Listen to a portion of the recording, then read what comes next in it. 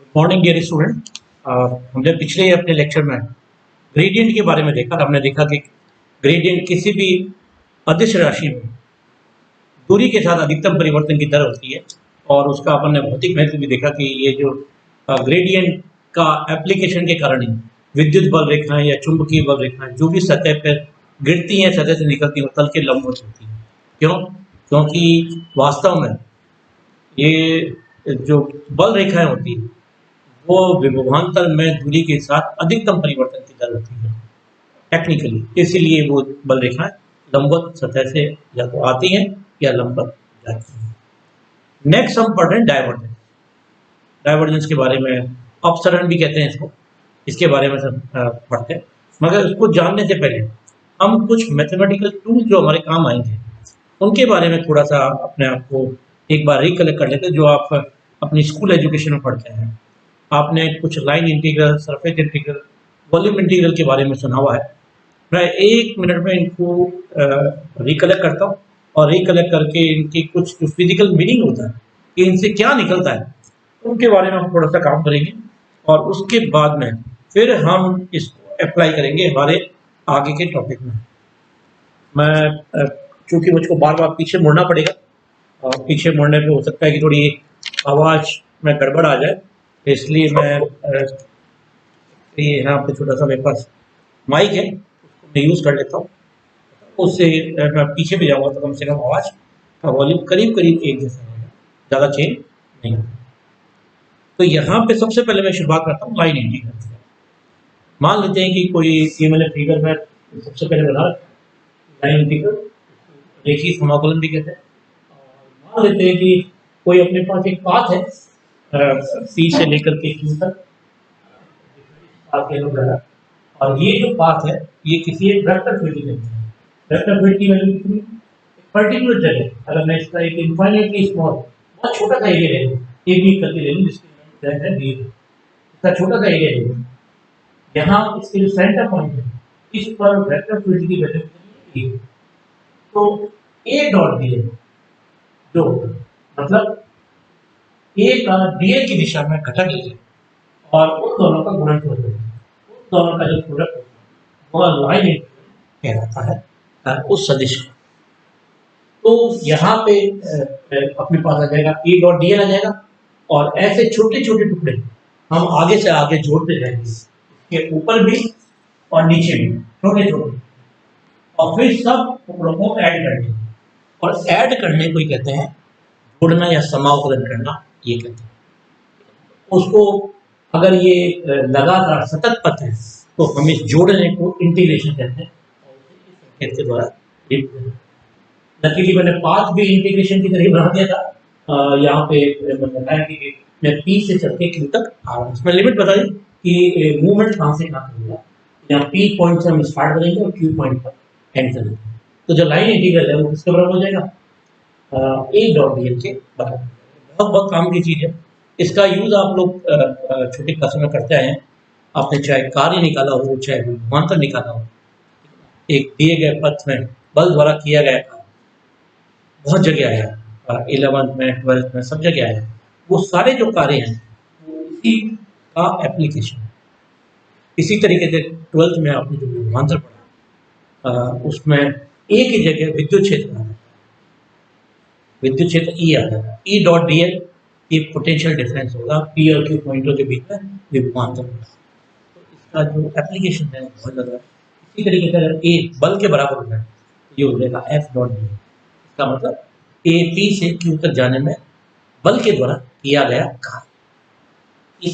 ये आप मैं जो ये जो टॉपिक कह रहे हैं तो केवल आप ये मत समझिए कि ये डाइवर्जेंस का काम है, ये फिजिक्स की किसी भी शाखा में इसी तरीके से काम है और ऐसे ही हमें इसको काम, कोई रटने की जरूरत नहीं है। आपको कहीं पे भी कार्य के बारे में निकालना हो या विभवांतर के बारे में निकालना हो तो आप उस बिंदु पे चले जाइए और वहां पे देखिए उसमें बल क्या काम करता है। तो इकाई आवेश को लाने या ले जाने में किया गया जो कार्य होता है वो विभवांतर होता है। तो आपको कुछ नहीं करना है, आप बल की वैल्यू निकालिए और जिस पथ के अलोंग चल रहे हैं उस पर आप काम कर दीजिए और उससे डिवाइड कर दीजिए, आवेश से डिवाइड कर दीजिए और आपके पास विभवांतर आ जाएगा या कार्य भी आ जाएगा। जैसा आप चाहेंगे वैसा आ जाएगा। पूरा इलेक्ट्रिसिटी का जो आपका 12th का चैप्टर है वहाँ पे आपने इसको कई बार। इसी तरीके से जो दूसरी चीज़ होती है वो होती है सरफेस इंटीग्रल। पहले थी लाइन इंटीग्रल, इसको अपन एक विमीय समाकलन भी कहते हैं, इसको दो विमीय समाकलन भी कहते हैं। ये सरफेस इंटीग्रल है पृष्ठ समाकलन। पृष्ठ समाकलन में क्या करते हैं कि अपने पास एक कोई सरफेस दी हुई है, अभी तो वो पाथ था, एक पथ था, वन डायमेंशनल पथ था, और यहाँ पे क्या हो गया, एक सरफेस होती है, एक टू डायमेंशनल सरफेस। और इस सरफेस को मैं एक छोटा सा भाग लेता हूँ, ये जो मैंने यहाँ पे बीच में बता रखा है, ये बहुत छोटा सा, इसका इनफाइनाइटली स्मॉल भाग है, इसका क्षेत्रफल कितना है, डी है। इसकी डायरेक्शन क्या होगी, तल के लंबवत बंधन। मैं आपको पिछले लेक्चर में बता चुका हूँ, इसलिए मैं इस बारे में बार बार नहीं कहूँगा।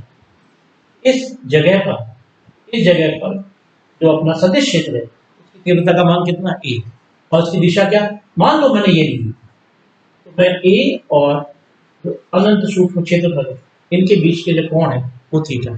तो ए डॉट डी, इसका मतलब है कि डी एस क्षेत्रफल से तल के लंबवत निकलने वाली जो भी सदिश की बल रेखा है उनकी संख्या के बारे में ये हमें जानकारी दी।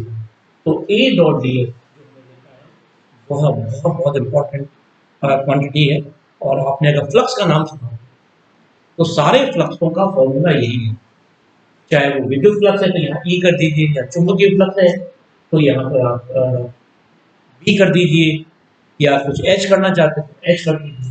अगर गुरुत्वीय फ्लक्स अगर हम करते हैं तो ई जी कर दीजिए।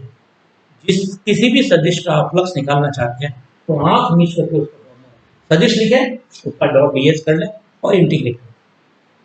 ये बहुत बहुत काम की चीज़ है ये फ्लक्स के बारे में। अभी जो अपना टॉपिक अगला आएगा, मैंने बताया डाइवर्जेंस, उसमें हम इसी का यूज़ करेंगे, ठीक है ना। हाँ, और उसके आगे जो टॉपिक आएगा उसमें हम लाइन इंटीग्रल का यूज़ करेंगे जिसमें कर्ल आएगा। तो मैं ये दोनों टॉपिक आपको अभी करा।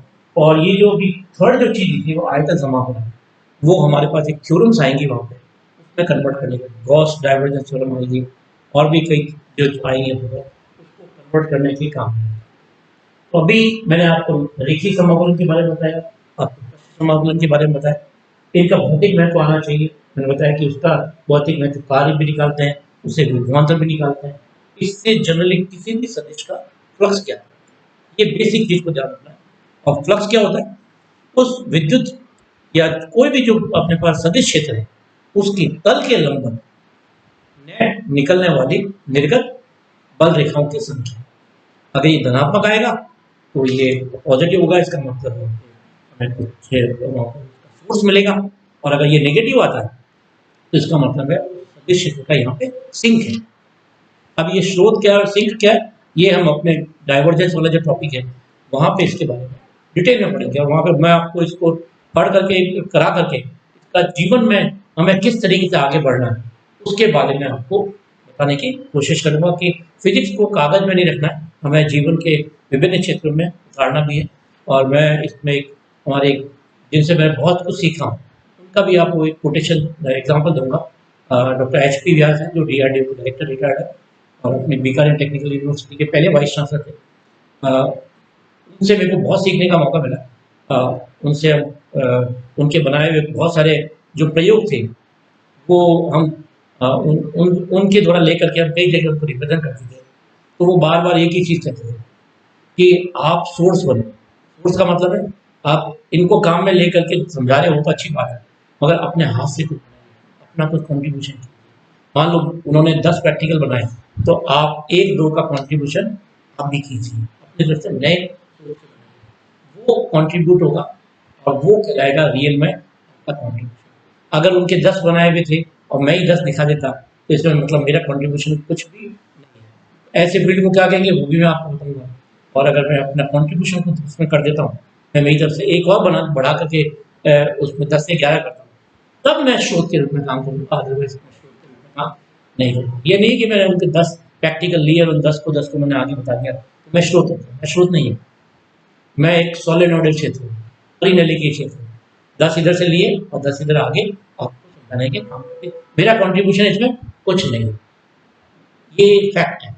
और अगर मैं उसमें एक 11वां जोड़ता हूँ, जोड़ करके उसको जीवन में आपको और बताता हूँ, और तब 10 आए हुए और 11 भी मेरे से गए हुए, तो मेरा कंट्रीब्यूशन 1 होगा।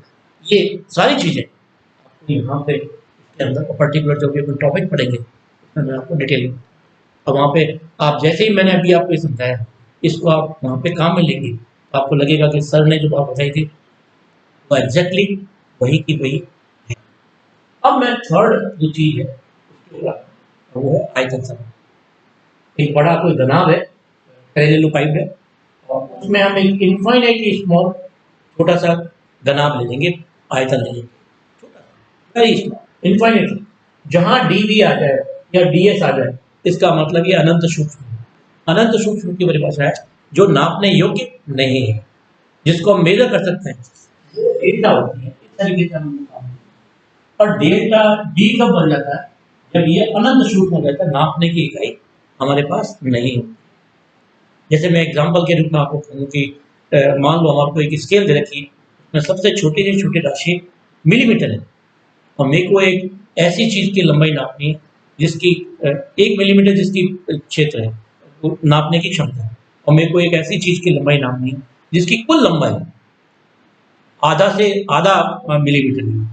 तो हम कह सकते हैं कि वो जो आधा मिलीमीटर है वो डेल्टा एल होगी, ये वाला डी डी एल होगी, ना कि डेल्टा ये ना होकर के। और अगर मैं कहूँ 2 मिलीमीटर है तो वो डेल्टा एल है। तो आपको ये डेल्टा और डी के अंदर मतलब समझ में आना चाहिए कि दोनों से मीनिंग क्या है। ये एक्चुअल में क्या होता है कि जब भी हम चीज़ें पढ़ते हैं तो हमारे को बस ये डेल्टा डी इसके बारे में बता दिया जाता है, मगर इसका मीनिंग क्या होता है, फिजिकल मीनिंग क्या होता है, ये नहीं बताया जाता। मेरा जो आपका फोकस होगा वो इस चीज़ पे होगा कि आप इसको इसका फिजिकल मीनिंग भी जानें, ठीक है ना। ये भी अपन यहाँ पे काम करें, तो क्योंकि जीवन में कभी आपको इसको काम में लेना होगा, तो आप काम में कैसे लेंगे, जब तक आप इसका भौतिक महत्व नहीं जानेंगे तो आप इसको जीवन में काम में नहीं ले पाएंगे। अब जो थर्ड जो चीज काम में आती है वो होती है आयतन समापन। देखिए यहाँ पे जो डीएल और डीएस थी वेक्टर क्वांटिटी थी।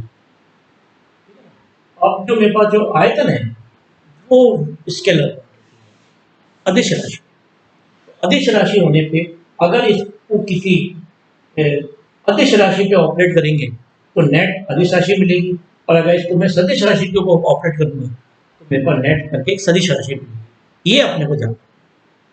तो मेरे पास ये घनाभ है, और यहाँ पे घनाभ में मैंने एक छोटा सा आयतन लिया, जिसका आयतन मान लो यहाँ पे अदिश भौतिक राशि है, और अदिश भौतिक राशि को मैंने एक बार यहाँ पे फाई लिया, तो फाई का डीवी के साथ गुणनफल क्या हो जाएगा, फाई डीवी। और अगर मैं ऐसे छोटे छोटे घनाभ बना करके मैं जोड़ता जाऊँ, उसके आगे पीछे ऊपर नीचे बाएं दाएं सब करके बढ़ा, तो मेरे पास पूरे आयतन में ये फैल जाएगा। इसको कहते हैं इंटीग्रेशन। ये मेरे पास होगा। अगर फाई आवेश घनत्व है, चार्ज डेंसिटी है, आयतन आवेश घनत्व है, तो मैं अगर इसको रो के रूप में काम करूँ, फाई क्या है, रो है, घनत्व है, कौन सा घनत्व, आवेश घनत्व, ठीक है ना। आवेश घनत्व है तो रो डीवी क्या हो जाएगा, कुल आवेश। इसके अंदर कुल आवेश। अगर रो द्रव्यमान घनत्व है, अगर रो द्रव्यमान घनत्व है तो रो डीवी क्या बन जाएगा, द्रव्यमान बन जाएगा। वो किसके ऊपर डिपेंड पड़ेगा, ये रो किस भौतिक राशि का घनत्व है। अगर ये द्रव्यमान होगा तो नेट मास आ जाएगा इसका, और अगर ये बस आवेश घनत्व है तो अपने पास नेट चार्ज। दिखने में ये राशियां और ये जो चीज़ें हैं बहुत छोटी है, मगर जो इसकी एप्लीकेशन है ट्रिमेंडस है, बहुत काम। तो ये हमारे बहुत काम होगा। हमारा जो इस पर्टिकुलर जो आयतन समाकलन का यूज होगा वो थ्योरम्स में। बाकी अभी ये दो चीज़ें मेरे पास काम में आएगी जिनका मैं यूज किसमें करूँगा, एक का तो डाइवर्जेंस में करूँगा और दूसरे का कर्ल के अंदर, है ना। और डाइवर्जेंस और कर्ल को अगर हम कर लेते हैं बहुत डिटेल में करेंगे, और वहाँ पे उसको जीवन में अप्लाई करना है, ये जानना। तो मेरी बार बार आपसे एक ही चीज़ होगी कि जो फिजिक्स है इसको कागजों में मतलब इसको जीवन में अप्लाई करना, हर छोटी छोटी जगह और अप्लाई करके आप अपना थोड़ी बहुत भी चीज़ें सीखने की कोशिश करेंगे तो बहुत रिच होगा। आपको लगेगा कि कोई भी सब्जेक्ट मुश्किल नहीं है और आप काम में लेना सीख। बहुत छोटी छोटी चीज़ें बताइए मैंने आपको, और करीब 15 मिनट लग गए इसमें मुझको बताने में, मगर मैं समझता हूँ कि मैं आगे बढ़ूँ और कोई भी चीज़ मैं रटने लायक नहीं छोड़ना चाहता आपको कि आप इसको क्रैम कर लो कि ये है, इसको याद कर। जहाँ तक कोशिश होगी हम इसको एक्सप्लेन करके इसको जीवन में काम में लेने के तरीके भी सीखेंगे, जिससे कि ये हम जो ज्ञान प्राप्त कर रहे हैं, जो नॉलेज प्राप्त कर रहे हैं, उसको अपने आप पे भी छू सकें। Thank you very much. हम नेक्स्ट लेक्चर के अंदर सीधा divergence of a scale vector field. Thank you.